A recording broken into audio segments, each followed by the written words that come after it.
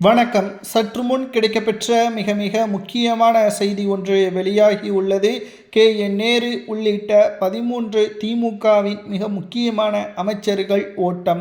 அமலாக்கத்துறை அதிகாரிகளது விசாரணை தீவிரமடைந்துள்ளது.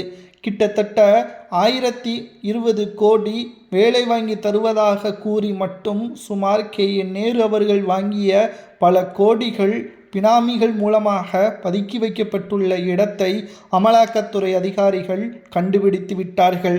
நாம் ஏற்கனவே கூறியிருந்தோம், என் நேரு அவர்கள் மீது எஃப்ஐஆர் பதிவு செய்ய அமலாக்கத்துறை அதிகாரிகள் தமிழக காவல்துறைக்கு உத்தரவை பிறப்பித்துள்ளது.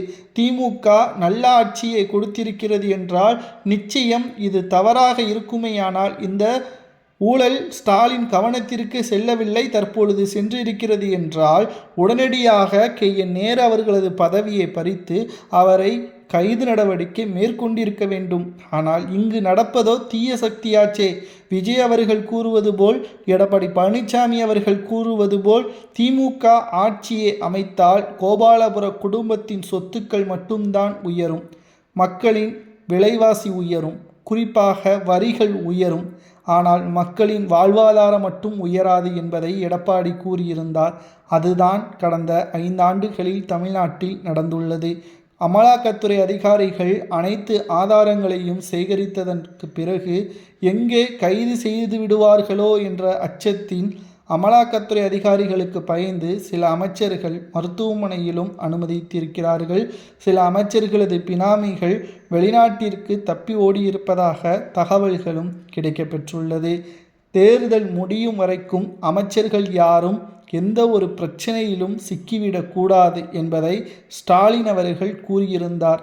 இந்த ஒட்டுமொத்த அமலாக்கத்துறை அதிகாரிகளது பரிசோதனையின் முடிவில் 13 அமைச்சர்களை தேர்தலுக்கு முன்பாகவே டெல்லிக்கு அழைத்து சென்று திகார் சிறைச்சாலையில் அடைக்கப்படலாம் என்ற தகவல்தான் சமூக வலைதளங்களில் வைரலாக பரவி வருகிறது.